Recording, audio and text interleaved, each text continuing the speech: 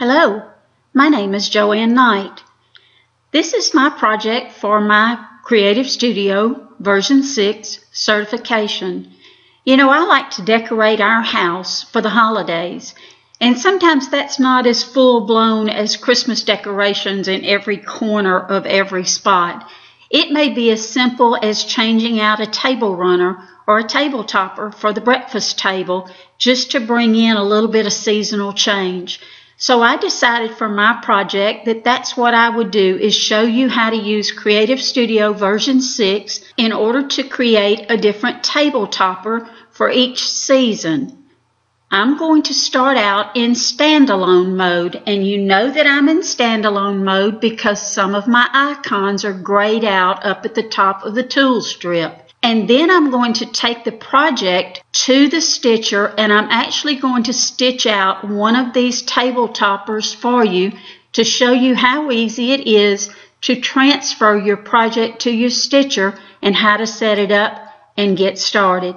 So here we go. You can see that I have set up my project for each of these table toppers, and I brought in my patterns in my pattern list over here on the left side. I'm going to be using the geometric square that we all have that comes with our stitcher, and these are the different table toppers and table runners that I have. This one is the Christmas one right here that says Joy with the little angel in it. This is the one that goes for spring right here because Easter's usually in spring, so I thought the crosses would be nice in that one. This is the one for summertime because I mostly think about 4th of July in the summertime, so I thought I'd do a little patriotic one. And then on this one at the top, this is just a little extra one for Halloween for the fall because fall's one of my favorite times. So this is the way that this one is. So the first one that we're going to do is this little Christmas one right here. So I've changed my group to Christmas, and the first thing that I'm going to do is I'm going to start with my geometric square. And I have gone to my tools and my technical support and my controller definitions, and on my standalone I have changed my reference point to center because I want everything to come in on my point of origin as centered. So I'm going to say File, Save, and Close. And on my geometric square, it comes in at 10 by 10, but I want this guy to be 10 by 35. It's up to you depending on how long your table is that you want to put this on. I'm going to have to turn freeze aspect off so that I can make this 35 inches long, and my pattern is going to come in 10 inches high and 35 inches long. So I'm going to go right here to Repeat Patterns, and you see that it has inherited that.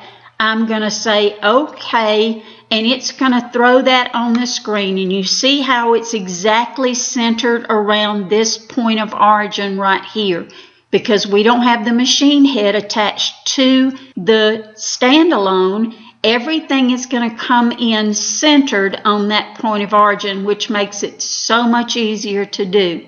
So that's the first thing that I'm going to do. This can be either my basting line or my stitching line, whatever I want it to be on this little table runner. The next thing that I'm going to do is I'm going to go in and I'm going to find our little angel pattern, and she's right here, and I'm going to select her, and I want to bring her in, and I want to have her centered right here. Now I have to go back and touch Repeat Patterns again, because if I were just to do the angel and click Pattern to Boundary, it will take away this outline that I have here, this geometric rectangle that I have here, because I have no dialog box right here. You see how that happens? And this is not new to 6. Because I don't have a dialog box, Creative Studio thinks that I'm not happy with what I have on the screen, so it replaces it. I'm going to hit undo, my undo right here, and it brings this rectangle back. So let's go back and hit my Repeat Patterns, and I have my dialog box back. So now all I have to do is just say OK. I'm not really concerned about her size over here because I'm going to adjust her. I can select her, and I have orange anchors. She's exactly centered, so I can say, okay, let's bring you in just a little bit right here because I want her to fill up the space pretty well. And I love these anchors because they go from the center out. So now you can see that she is centered in that spot right there. I've got to close repeat patterns because the next thing that I'm going to bring in is my word joy on either side here that I want to go in. Now what we normally would have to do is select joy. We go to repeat patterns, and we can, right here, we can do a 90-degree and enter, and we can say OK, and that throws joy on the screen. The word joy is on the screen. Now you see, I'm just clicking and clicking, and Creative Studio only clicks through 2 layers of patterns. So the word joy is difficult to get. But if I use my greater than and less than signs, just like that on my keyboard, it selects that pattern and I can move it right here. And I pretty much am happy with the size of it, so I can be okay with that. It is a good density with the little angel. It looks good sitting over there, so I'm okay with that one. I'm going to select it. Now I need to put it over here. So my right side icons are grayed out because my repeat setup box is still open. If I close it, then these guys become active. There's a couple of ways to do this, but the easiest way to do it with version 6 is to mirror image this guy and throw him over on this other side. I could rubber stamp him, which is a click. Then I have to rotate him around, which are several clicks. Then I have to move him into position. I want him to be exactly the same spot on this other side. So I have him selected. I'm going to go right here to my mirror icon. It says mirror pattern, and I'm going to left click. And Creative Studio tells me to click the first point on the CAD screen. Now remember, this is our center. This is our point of origin right here. So I'm going to click the G on the keyboard and have my grid snap on. And I'm going to select this grid right down here. And I'm going to select this grid up here. I don't really have to, but that makes absolutely sure that things are straight and dead on the way that I need them to be. So I have left clicked the first spot down here, and I'm going to see it tells me to click the second point. So I'm going to left click the second point, and there's my pattern right there on the other side perfectly. Now I want him to be to where I can read him. And that's the thing with mirror image. It's a mirror image, and you know that mirrors are backwards. So I want to be able to see him. So I'm just, now that he's selected, I'm just going to flip him vertically. And what that does is leave him in exactly the same position with the same margins. And I am sure that everything is centered exactly like it needs to be, because I'm a real stickler for things being centered. So what I'm going to do now, remember I set these in a certain order. I can check my sewing order. If I happen to want it changed, I can, but I want this outside edge to stitch first. Then I want my angel to stitch, and then I want the first joy and then the second joy. So I'm pretty happy with that. And now I've got my first table runner done for the holiday season. And this is the one that I'm going to take to the stitcher, and I'm going to stitch it out. But let me show you the other ones before we go down to the barn and do that. Whenever I go back and look, that the spring one is pretty much the same thing. This is it right here. I made it a little bit smaller outside dimensions of it are 10 by 25, and that's just because that's the way that I decided to do it. So let's go to the spring one because we're doing something a little bit different right here.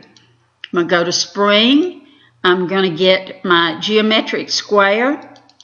I'm going to change this to 25 because my freeze aspect is still off, and I'm going to go to repeat patterns, and I'm going to say, okay, give me one of them.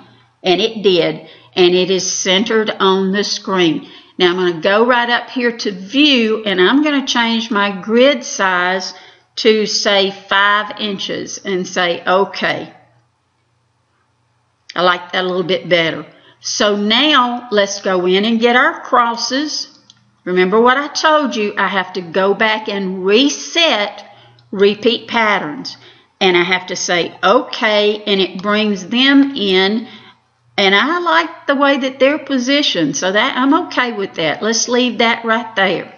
The next thing that I'm going to do is go down and get my little corners. I decided that I wanted these guys to just be a little bit different and have something a little bit different in the corners here. So I'm going to reset my repeat patterns, and I'm going to say okay, and I'm going to throw one on the screen, and I'm going to use my greater than and less than and get him and pull him into this corner. I just wanted a little cutesy look. Let's change my anchor to my F9 anchor and pull that down, kind of like a little scalloped effect right there. So I can do that. Let's see what he looks like if I put him there. His point is facing a different way. So that's up to you, whether you want it to face in or face out. I think I'd rather have it facing the other way. So I did my undo, and it threw him back in this corner. Now let's select him. Let's go to our mirror, and this time I want him to be in this corner. So I've still got my grid snap on. This is my first click. This is my second click, and it throws him in the corner, and it keeps him selected. Bonus. So while he's selected, let's do my mirror image again. Let's left click on the grid. Let's left click on the grid, and it throws him in that corner. Mirror image. Let's left click on the grid. Left click on the grid.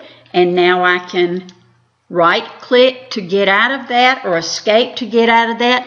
And it's just that simple to set up my corners the way that I want them to set up.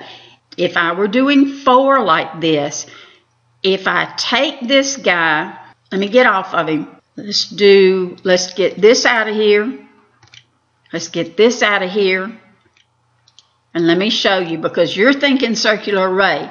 So let's take this, let's do circular array, let's put this as our center because that is the center, and let's left click. You see what happens?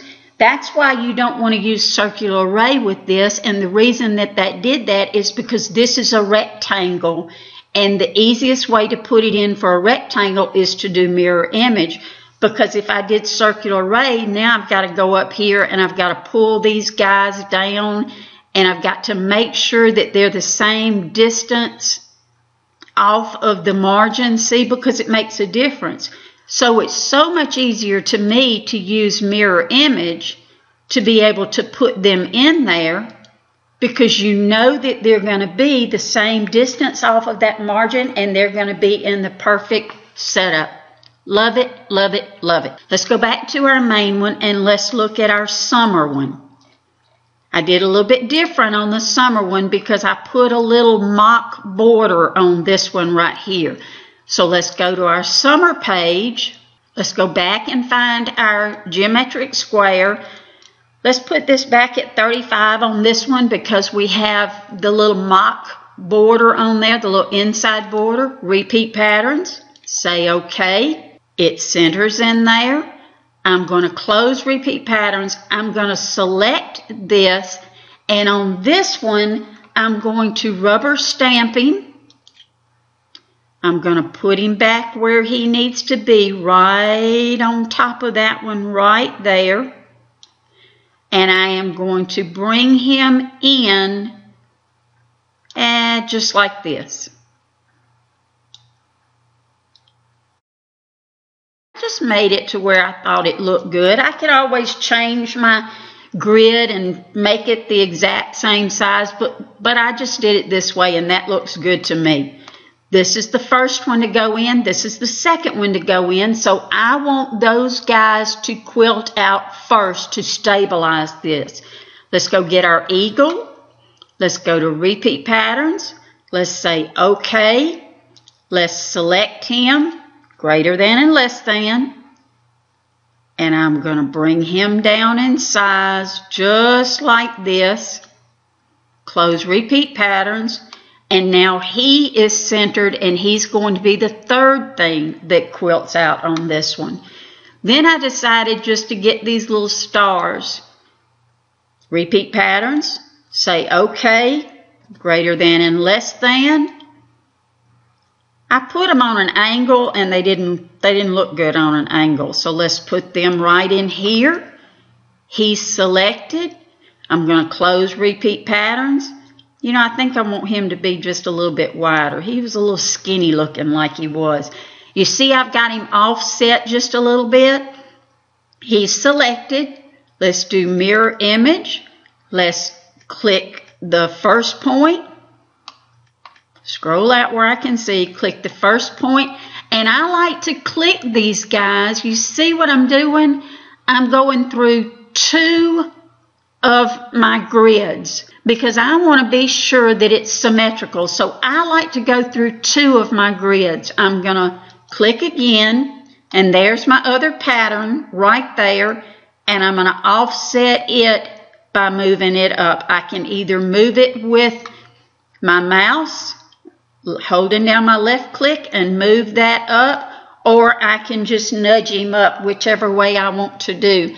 And I kind of wanted him to be offset a little bit, so I'm happy with that. That's a good spot for you to be able to set down a little American flag or set down a vase with flowers or something like that, which is what I normally do. I usually don't put just this on the table. I need to leave room to be able to put something in here to be able to add to the display, and this gives me enough room to do that without being way too much quilting space that is not done. This one was so fun. Let's look at this guy right here, and I'll show you how I set him up. I'm going back and get my geometric square. You can see that that is a handy little tool, and I'm going to change this to 30 inches, and I'm going to change this one to 30 inches. And I'm going to go repeat patterns, and I'm going to say OK, and it's going to put that on the screen. Let me get this right here and delete it and move it out of the way. All right, so I've got a 30-inch square on the screen. Let's go to grid size. Let's change grid size to 10 inches, which didn't do me a whole lot of good. So let's say what, 5 inches? Yeah, better. I just like for them to be centered on there. Let's go back. I've still got geometric square selected. Let's go back to repeat patterns. Let's click that again, and let's change this rotation to 45 and say OK. And when I do, it brings it on the screen. I'm going to pull down my center anchors, and now I have a perfect square and a square. Just that simple, just that easy. I've got my setup of my square and a square where I need it to be. I'm going to close this. The first thing that I'm going to put in there is this really cute Halloween pattern, and I'm going to say OK. And he goes in there centered. I'm going to do greater than and less than. And I'm going to make him just a little bit bigger. And the other thing that I'm going to do with him, let me close this so I can get them active. I'm going to hit F7, which is my nodes.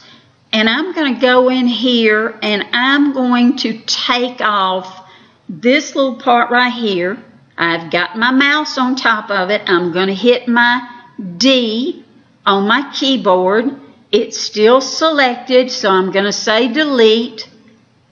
Let's do another part of it. I don't like that little part hanging out right there. So let's scroll in really tight and see where it is. And it's probably long about right in here. Yep, there you go. I'm going to hit my delete on that one. That's just a cleaner look to me. Let's do the same thing over here. Select this guy, do my F7, hit my mouse is over it, so I've got a plus sign, hit my D on my keyboard, do my greater than and less than to select my pattern, and divide it. I haven't divided anything else in this pattern. So now, see, those two guys were playing into the entire center of the pattern. So let's select him now and let's move him over here, and I think I want to rotate him a little bit. He looks better to me when he's rotated like that. So I like him better. I want to fill up the space. There you go. So you see how he looks better, more centered there? I like that much better. I'm going to go back and select my spider web, this guy right here, and I'm going to say repeat patterns, and I'm going to say OK, and my greater than and less than, I'm going to select him. I want him to be in this corner right here. If you go back and look at the original, you see what I did on the original? I didn't use but half of him. So let me show you the easy way to do that. I'm going to select him. I want to rotate him around to where that straight line is right here on this line. That's cutting him in half, right? So I want him to be right there. Now you know my personality. He's got to be right on. I'm going to use my F9 anchors, and I'm going to pull him out, move him back down here, and pull him out to where he's positioned the way that I want him to be positioned. I want him to fill up this space right here, just like that. All right, so if I take this guy and toggle him as sewn, and I take this guy and toggle him as sewn, and my center and toggle that as sewn, then that tells you where my start and end are on this pattern. And I don't want my start and end to be out here. I want my start and end to be where I'm going to cut this guy off. So watch what happens. Let's do F2, and you notice that your virtual stitch out has changed to a different location in version 6. And I can't tell you how long it took me to get used to it being over there. So if I do virtual stitch out, watch the way that this guy stitches out. I'm going to hit my plus key and speed him up. And he does exactly what you would think he would do. He's going to go around, he's going to go down, get that little part, and he's going to go around, he's going to get that little part, and he's going to go around and get that little part, which is what you would expect. So let's hit escape. Let me take this guy right here. Give me him, please. Thank you. Let's take him and move him out of the way because I want you to have a good visual on that. And I can always move him back in later. If I draw a boundary, let's go to my create boundary. I got my grid snap on, which is important to me because that means that I'm going to have a nice straight boundary. So I'm going to select this guy. I'm going to hit escape, but I'm going to select my pattern. Boundary does not have to be selected with fill. Only the pattern that fill affects has to be selected. So I've got him selected, and I'm going to say fill inside because remember, I only have one boundary. These guys over here are stitchable patterns. So let's do fill inside. Let it think about it a minute because remember, it's got a lot of ways that it's got to sew. Watch what happens now when I do my virtual stitch out. going to go there. Oop, that's twice. Oop, that's 3 times. Oh, well, here it goes again. We don't want all that overstitching. Even though Phil did exactly what I told it to do, that's a lot of overstitching. I can handle the overstitching in the little web, but not going round and round that baseline that many times. I'm going to do Control Z to get him back, and I'm going to select this guy, and I don't know why it keeps toggling you unsewn. I'm going to select this guy, and I'm going to do my F7, and I'm going to divide him right here, right here, right here, right here. I'm basically just cutting him in half. Let's see what else I got. Right here I need to do it. Those guys, I don't need those guys, so let's get rid of them. I'm going to hit delete. Greater than and less than, I don't need him. Let's hit delete. Greater than and less than, I need him. I need to divide him. F7, hit my D. I don't need that. Greater than and less than. This is going to take just a second, but it's going to be so important and so valuable. There, let's divide him. Right there. Hit delete. See what else I got.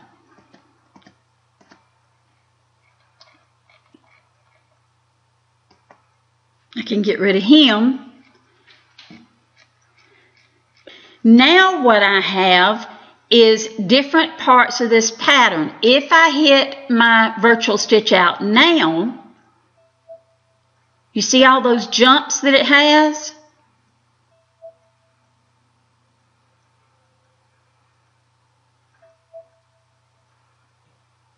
It's just jumping and jumping and jumping. So let's hit escape. Now what I have is it starts in the middle and it goes to the outside. So let's do F8.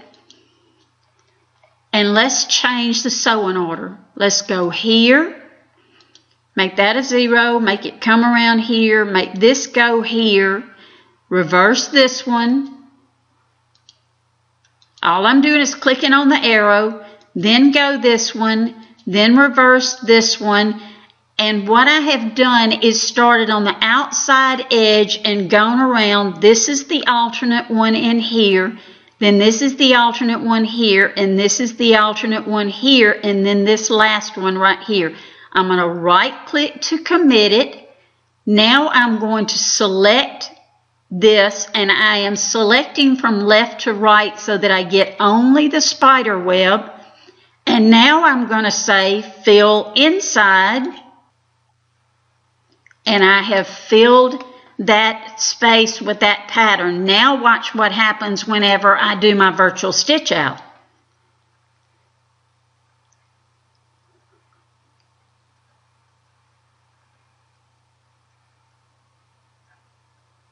All the way around.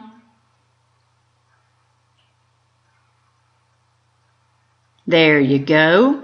You see how much better that is just to have that one little bit that is stitching on that line instead of going over and over and over that line every single time. I like that much, much better. So that's an easier way to do that. I'm going to do my greater than and less than. Thank you. And I can do circular array on this one. Click my center, and now I have it all in position. Take this guy and move him back in there the way that he needs to be. And that's my little Halloween table runner. Let me mark these guys back as unsewn so they show as nice seam lines. And that's my little Halloween table runner. I was real tickled with this. I thought that was a lot of fun to be able to do that. and show you how to divide that out and have it to where it does not stitch over and over and over that boundary. Because remember, this is a sewable line right here, so I don't want it going back and forth, back and forth. I want it to go as little as possible, and I'm going to slow this down whenever it gets to this line to make sure that this hits exactly on that same stitching line. These outside ones would be in a color that matches the fabric. Say if I did this on black fabric, and that would be black lines, and then I did this in like a silver metallic for the spider webs, then I want this to hit right on that line. So that's my little Halloween table topper that I would put on my table. Next thing that we're going to do is we're going to go back and take this Christmas one, and we're going to go to the stitcher and we're going to stitch it out. So because I have my little asterisk up here at the top, which means I have not saved it in a little while, I'm going to hit save on my project.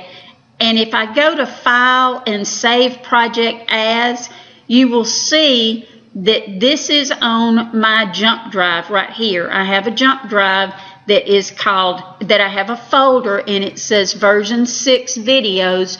So this is in my version 6 video project right here, and that's where I want that to be, so that it's on this USB and I can take it to the stitcher and be able to stitch it out. So let's go do that. Now that we have our project all laid out in standalone, I have come down to the barn and I'm at my stitcher and I have my fabric basted in, and since I don't seem to be able to do anything the easy way, I bought a striped fabric for this project.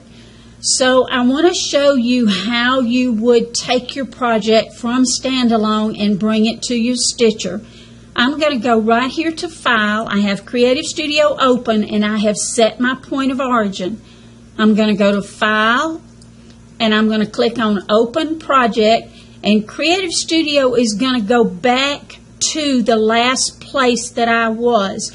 You can see right here that this is my C drive and this is my jump drive, which is where I keep my projects and my customer quilts and those kind of things. You have a place on your C drive for projects. So I'm going to double click where I have this project and I'm going to click on it and I'm going to say open, and that's going to open up the project to the last quilt group that I was in. So I'm going to go right back here to this Christmas one, and I'm going to take this off because we don't need it anymore. And you can see, I hope you can see, this little purple point right here is my point of origin. But I don't have anything else on the screen that shows me what my sewable area is. So the first thing that I'm going to do is go and create a boundary so that I know where I have to move this guy to. So I'm going to click out a boundary. I'm going to hit stop. And now you can see, if I scroll out, that this guy is nowhere near where he needs to be. If I had hit quilt, it would have gone off of the quilt table and started trying to stitch. There's a couple of ways that I can move this into this area. I can relocate if I want to, but the easiest way to do that for me is just really to pick him up and move him over there.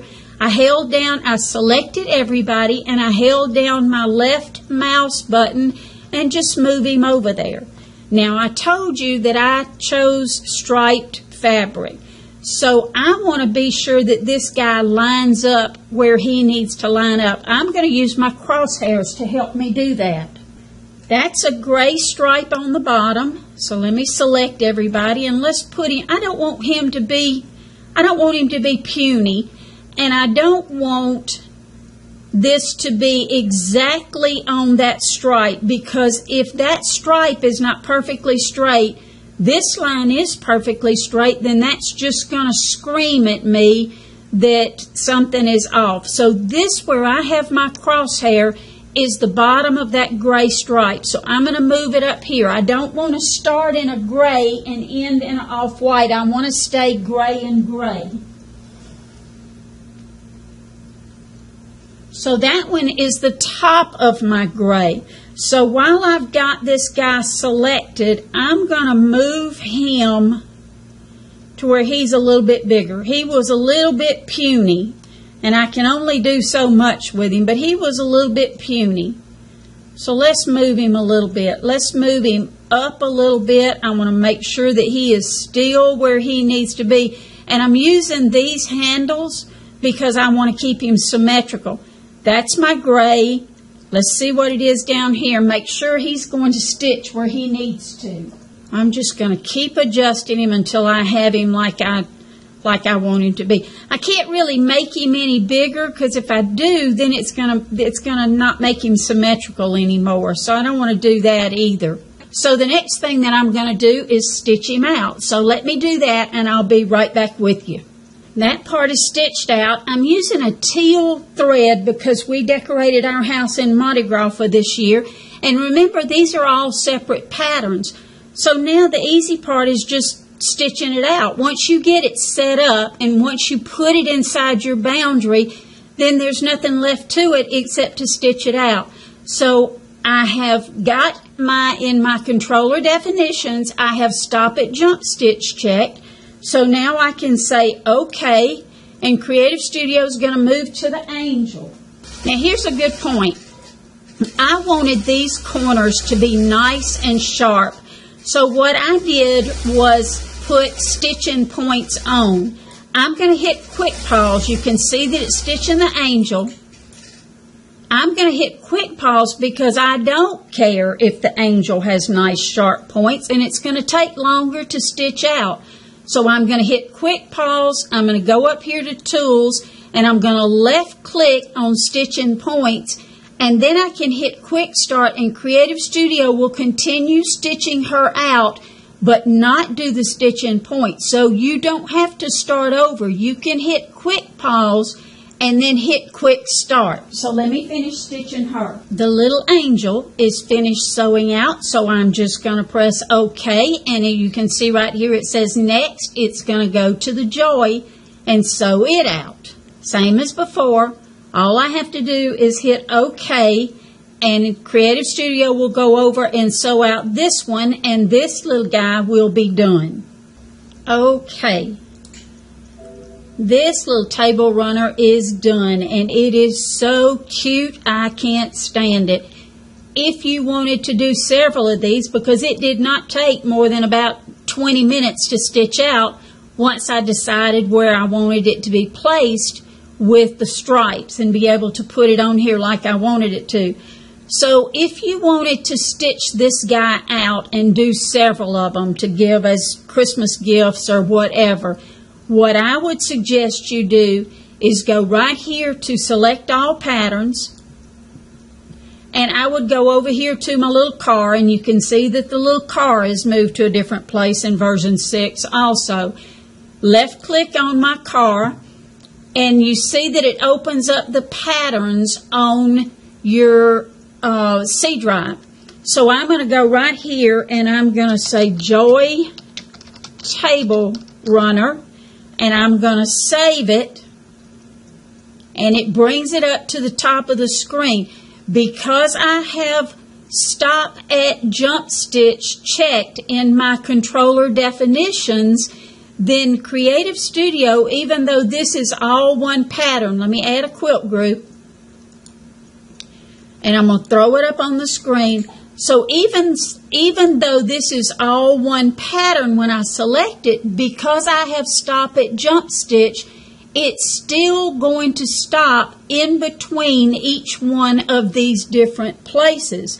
So this is how you would set this guy up. Let me close this. Let me hit this and delete him.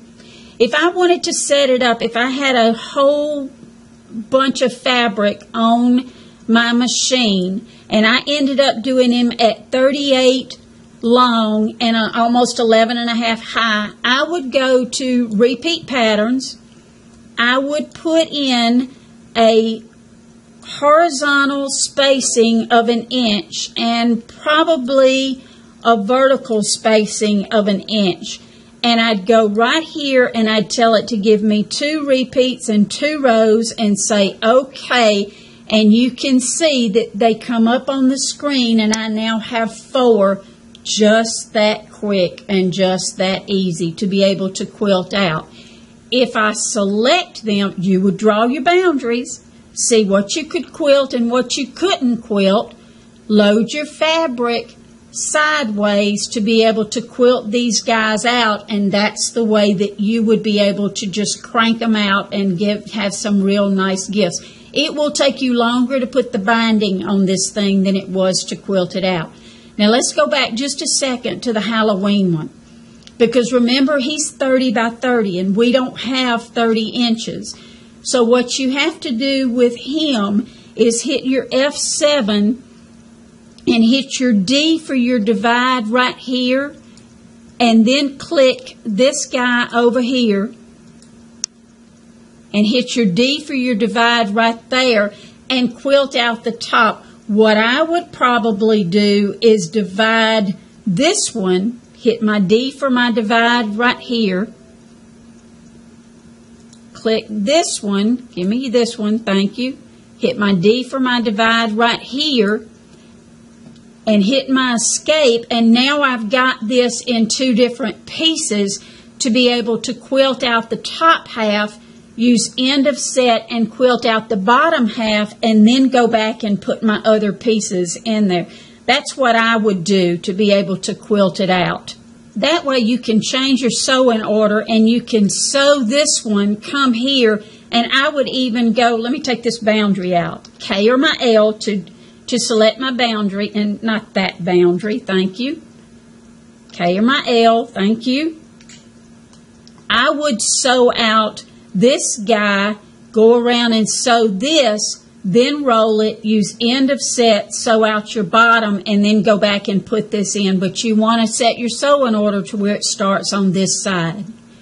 So that's the way that I would do that one, because I kind of like him in a 30-inch size. If he were smaller, then he'd be too small as far as I'm concerned. So this is how you would do just a little bit of decorating for the seasons. You can put anything that you want to in the middle of this. These are all patterns that belong to you. They either came with your Statler or they were part of the download for version 5, and you need to go and get those. So this is easy to change these guys out and put something else different in there. Maybe you want to put a big initial in there on this one and do something different, but they make nice, quick gifts to be able to quilt out and have for your customers or your friends or your kids or whatever. I really appreciate you coming to the barn. I hope this has given you just a little bit of something that you can do quick and easy.